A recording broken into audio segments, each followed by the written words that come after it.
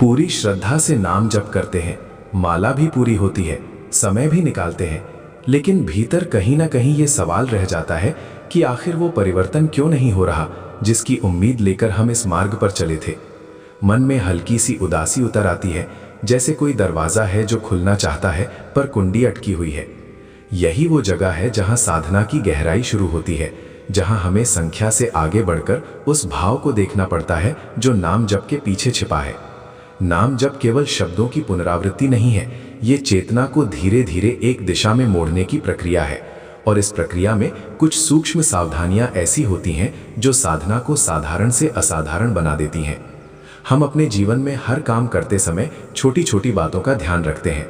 चाय बनाते समय भी पानी का तापमान, चीनी की मात्रा और समय का संतुलन आवश्यक होता है, तभी स्वाद आता है। उसी तरह नाम जप भी एक आंतरिक साधना है जिसमें भाव, विश्वास और मन की स्थिति का संतुलन आवश्यक है।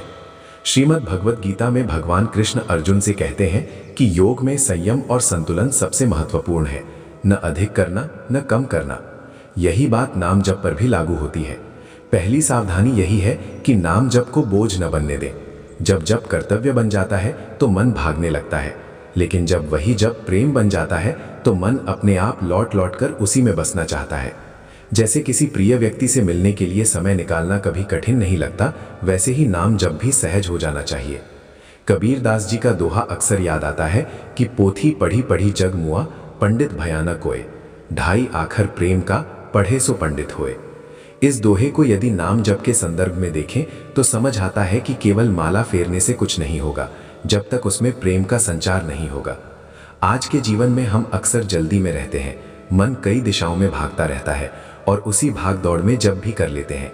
लेकिन जब हम एक पल रुककर गहरी सांस लेकर पूरे ध्यान से नाम लेते हैं तो वही एक नाम हजार नामों के बराबर हो जाता है। रामचरितमानस में भी तुलसीदास जी ने कहा है कि नाम वही फल देता है जो भाव के साथ लिया जाए, क्योंकि नाम स्वयं ईश्वर का स्वरूप है। दूसरी सावधानी मन की शुद्धता से जुड़ी है। इसका अर्थ ये नहीं कि हम पूर्ण हो जाएं, बल्कि ये कि जप करते समय भीतर ईमानदारी हो, हम जैसे हैं वैसे ही भगवान के सामने जाए। कई बार हम बाहर से जप करते हैं लेकिन भीतर शिकायतें, तुलना, ईर्ष्या या अहंकार चलता रहता है। ये वैसा ही है जैसे दीपक जलाना लेकिन उसके ऊपर कांच का ढक्कन रख देना, प्रकाश बाहर नहीं आ पाएगा। उपनिषदों में कहा गया है कि ईश्वर हृदय की सरलता में प्रकट होते हैं। इसलिए नाम जप करते समय यदि मन में कोई बोझ है, कोई दुख है, कोई उलझन है, तो उसे छिपाने की जगह उसी के साथ नाम ले, वही सच्ची प्रार्थना बन जाती है। सूरदास जी ने भगवान से कहा था कि मैं अंधा हूं, दोषों से भरा हूं, लेकिन तुम्हारा हूं। यही समर्पण साधना को जीवंत बनाता है। तीसरी सावधानी निरंतरता की है। हम अक्सर उत्साह में साधना शुरू करते हैं, कुछ दिन करते हैं, फिर जीवन की परिस्थितियां बदलती हैं और जप छूट जाता है। लेकिन नाम जप का प्रभाव धीरे धीरे भीतर उतरता है, जैसे बीज को अंकुर बनने में समय लगता है।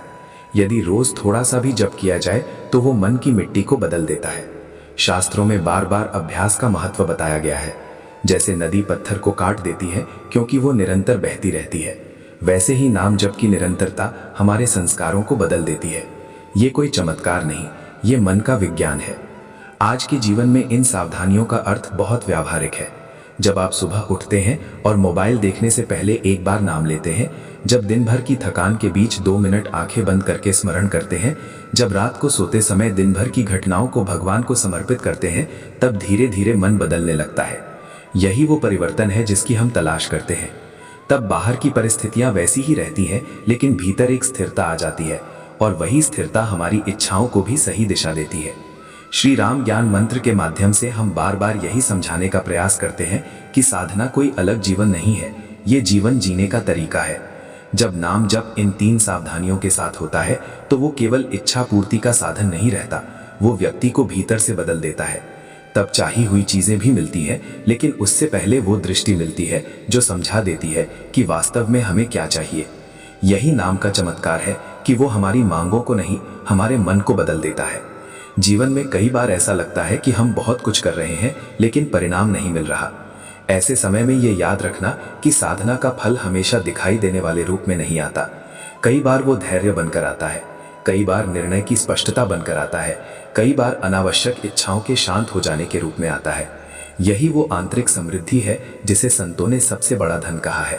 जब ये धन मिल जाता है तो बाहरी इच्छाएं अपने आप पूरी होने लगती हैं, क्योंकि मन की दिशा बदल जाती है।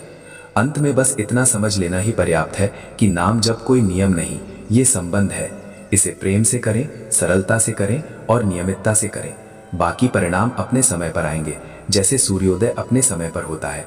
यदि ये भाव आपके हृदय को छूता है और आपको लगता है कि साधना को जीवन से जोड़कर समझना चाहिए, तो श्री राम ज्ञान मंत्र के साथ जुड़े रहिए।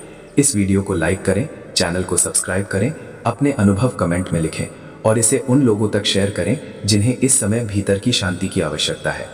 बेल आइकन अवश्य दबाएं ताकि ऐसे ही विचार आपके जीवन में प्रकाश बनकर आते रहें। ईश्वर आपके नाम जप को प्रेम में बदल दे और आपका जीवन उसी प्रकाश से भर जाए।